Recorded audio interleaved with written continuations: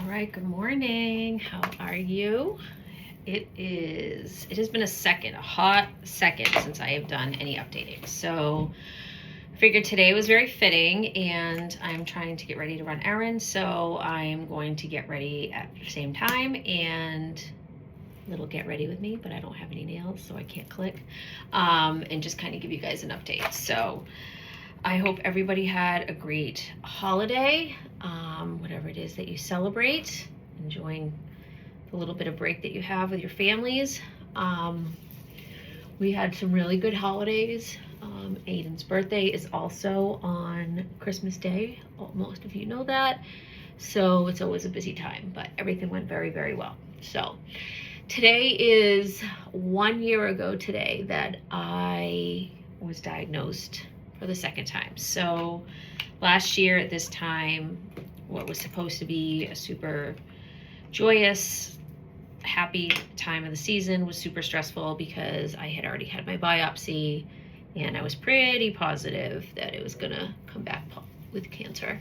And it was just a giant waiting game, which is super stressful. But we made the most of the holidays, and I did get that call on the 27th. It's crazy to believe that it has been a year already. Sometimes it feels like I just started this journey, and other times it feels like it's gone by quick. It's kind of like a mixed feeling, the never-ending journey, I should say. So first of all, let's discuss my hair. I have a crazy amount of hair right now. I'm loving it. It's super thick.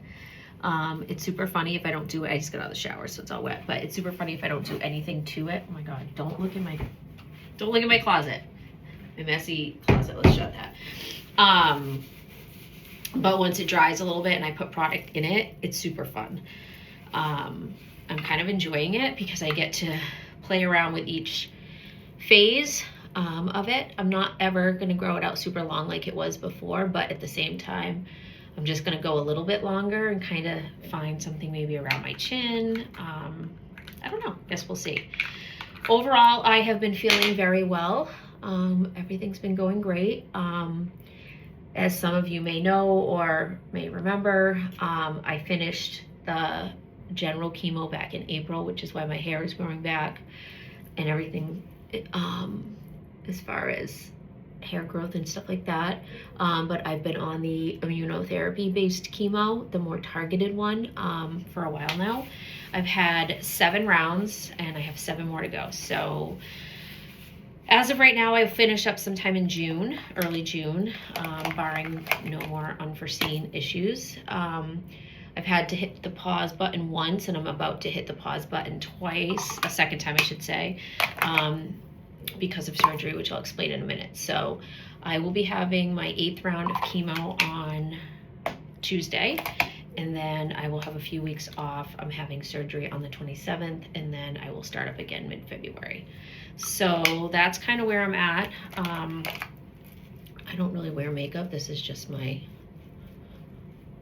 not look like a homeless person little setup that I do, so don't be paying too close of attention here. So everything's been great. So the reason I'm having surgery again, so my implants need to come out and they need to put different ones in.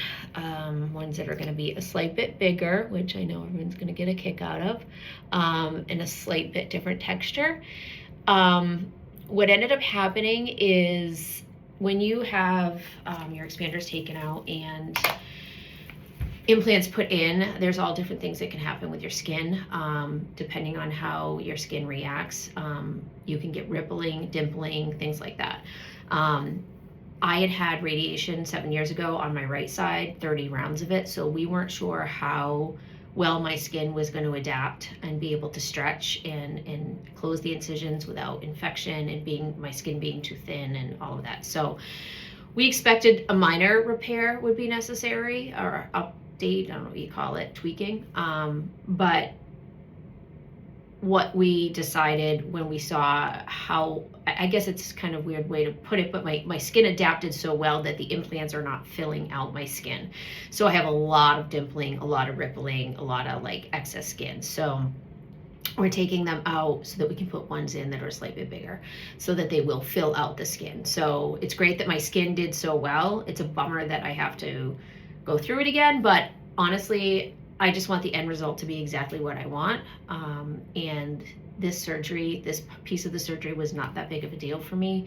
I was not in pain. It was not uncomfortable. I was back to my regular life pretty quickly. So I'm knocking on everything and hoping that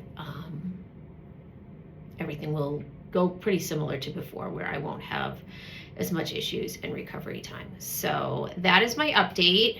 And then, like I said, after that, I will have 6 more rounds of the hormonal chemo, and I'll finish up mid-June, beginning of June. So it'll be about 18 months from start to finish of like active treatment. And then we'll go from there as far as, what my long-term stuff looks like. I am on medication now that I'll be on for the next at least 10 years. We'll see. But overall, I'm doing very, very well. I've been super blessed with all the love and support from friends and family near and far. I love the messages. I love that my videos, which were meant to just update people, have been so inspiring to other people going through this journey. It feels like I have a sense of purpose with that, and it wasn't what I was expecting, so that's super nice. And I feel the same way about other people who I've met and encountered going through their journey, whether they be somebody I know in person or somebody I've followed on social media. I just feel like it's such a great having that support and that community that you can reach out to. So yeah, so that's it. So we are counting down the days till we say goodbye to 2025. And although 2026 will still contain part of my journey, I am really hopeful to have the best, most healthy 2026 there is. And I hope all of you do as well. Happy New Year.